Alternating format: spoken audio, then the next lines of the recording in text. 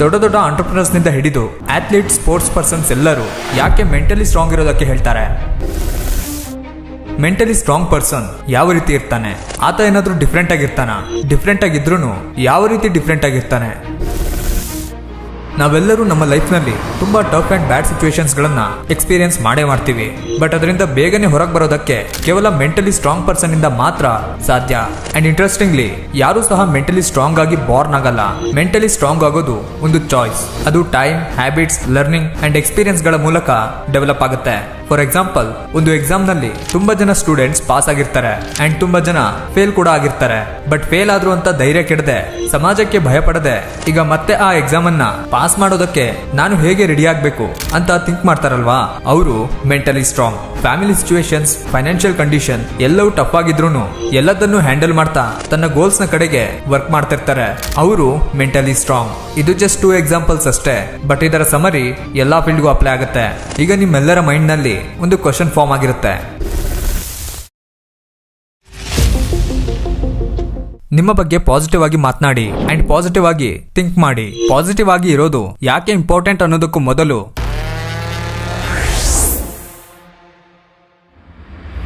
ನಾನು ನಿಮಗೆ ಒಂದು ಎಕ್ಸ್ಪೆರಿಮೆಂಟ್ ಅನ್ನ ಹೇಳೋದಕ್ಕೆ ಇಷ್ಟಪಡ್ತೀನಿ. 2 ಐಡೆಂಟಿಕಲ್ ಪ್ಲಾಂಟ್ಸ್ ಅನ್ನ ಸೇಮ್ ಎನ್ವೈರನ್ಮೆಂಟ್, ಸೇಮ್ ಕಂಡೀಷನ್ ನಲ್ಲಿ setup ಮಾಡಲಾಯ್ತು.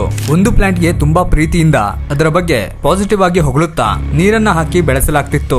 But on the other hand, ಮತ್ತೊಂದು ಪ್ಲಾಂಟ್ ಗೆ ಸಿಟ್ಟಿನಿಂದ ಹಾರ್ಶ್ ವರ್ಡ್ಸ್, ನೆಗೆಟಿವ್ ವರ್ಡ್ಸ್ ಅನ್ನ ಯೂಸ್ ಮಾಡ್ತಾ ನೀರನ್ನ ಹಾಕಿ ಬೆಳೆಸಲಾಗ್ತಿತ್ತು. ಎಕ್ಸ್ಪೆರಿಮೆಂಟ್ ಕಂಪ್ಲೀಟ್ ಆಯ್ತು ಅಂಡ್ ಅದರ ರಿಸಲ್ಟ್ ಎಲ್ಲರನ್ನ ನಿಬ್ಬೆರಗಾಗಿಸ್ತು. ಒಂದನೇ ಪ್ಲಾಂಟ್ ಚೆನ್ನಾಗಿ ಗ್ರೋ ಆಗಿತ್ತು, ಬಟ್ ಎರಡನೇ ಪ್ಲಾಂಟ್. ಹ್ಯೂಮನ್ ಮೈಂಡ್ ಕೂಡ ಇದೇ ರೀತಿ.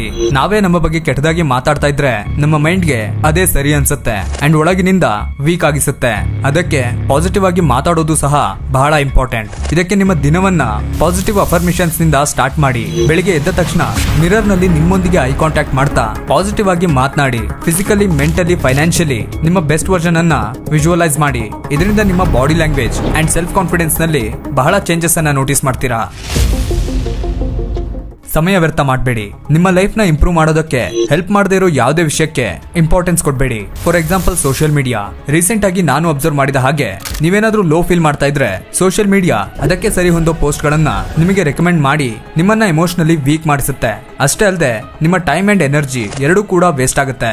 ಇಫ್ ನನ್ನಿಂದ ಯೂಸ್ ಮಾಡದೆ ಇರೋಕ್ಕಾಗಲ್ಲ ಅನ್ನೋದಾದ್ರೆ ನಿಮಗೆ ಹೆಲ್ಪ್ ಆಗೋ ರೀತಿಯ ಕಾಂಟೆಂಟ್ ಅನ್ನ ವಾಚ್ ಮಾಡಿ, ಲೈಕ್ ಟೆಕ್ ಟಾಕ್ಸ್, ಪಾಡ್ಕಾಸ್ಟ್ ಅಥವಾ ಸೆಲ್ಫ್ ಹೆಲ್ಪ್ ವಿಡಿಯೋಸ್.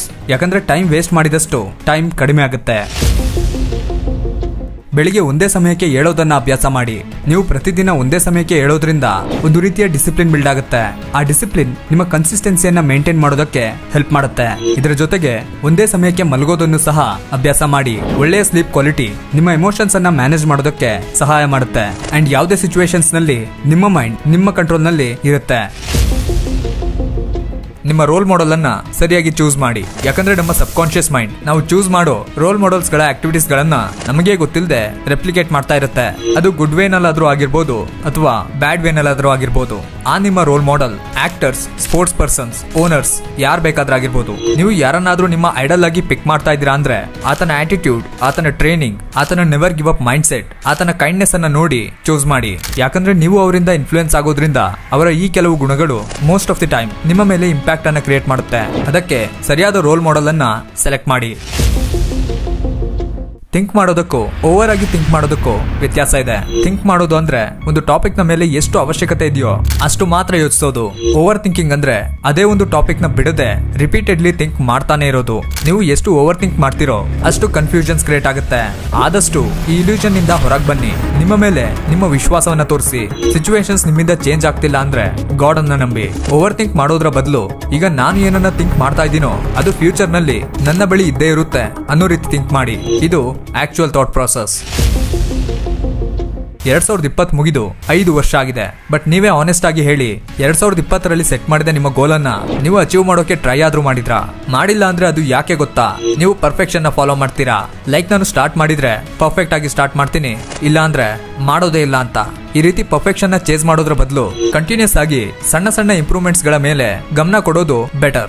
ನೀವು ಡೈಲಿ ನಿಮ್ಮನ್ನ 1% ಇಂಪ್ರೂವ್ ಮಾಡಿದ್ರೆ ಒಂದು ವರ್ಷದಲ್ಲಿ 30 to 35% ಇಂಪ್ರೂವ್ಮೆಂಟ್ ಅನ್ನ ನೋಟಿಸ್ ಮಾಡ್ತೀರಾ. ಒಂದೇ ದಿನದಲ್ಲಿ ಯಾರು ಸಹ ಬುಕ್ ರೀಡಿಂಗ್ ಹ್ಯಾಬಿಟ್ ಅನ್ನ ಬಿಲ್ಡ್ ಮಾಡೋಕ್ಕಾಗಲ್ಲ, ಫಿಟ್ ಕೂಡ ಆಗೋಕ್ಕಾಗಲ್ಲ. ಬಟ್ ಒಂದು ಪೇಜ್ ಅನ್ನ ಪ್ರತಿದಿನ ಓದೋದಕ್ಕೆ ಅಭ್ಯಾಸ ಮಾಡಬಹುದು. ಪ್ರತಿದಿನ ಅಟ್ಲೀಸ್ಟ್ 15 ಮಿನಿಟ್ಸ್ ವರ್ಕೌಟ್ ಮಾಡಬಹುದು. ನಿಮ್ಮ ಫೋಕಸ್ ಅಂಡ್ ಮೈಂಡ್ ಸೆಟ್ ಅನ್ನ ಸ್ಟ್ರಾಂಗ್ ಮಾಡೋದಕ್ಕೆ ಇದು ಒಂದು ಬೆಸ್ಟ್ ಟೆಕ್ನಿಕ್. ಈ ವಿಡಿಯೋ ನಿಮ್ಮ ಲೈಫ್ಗೆ ಯಾವ್ದಾದ್ರೂ ಒಂದು ರೀತಿಯ ವ್ಯಾಲ್ಯೂ ಅನ್ನ ಪ್ರೊವೈಡ್ ಮಾಡಿದ್ರೆ ಈ ವಿಡಿಯೋಗೆ ಒಂದು ಲೈಕ್ ಮಾಡಿ.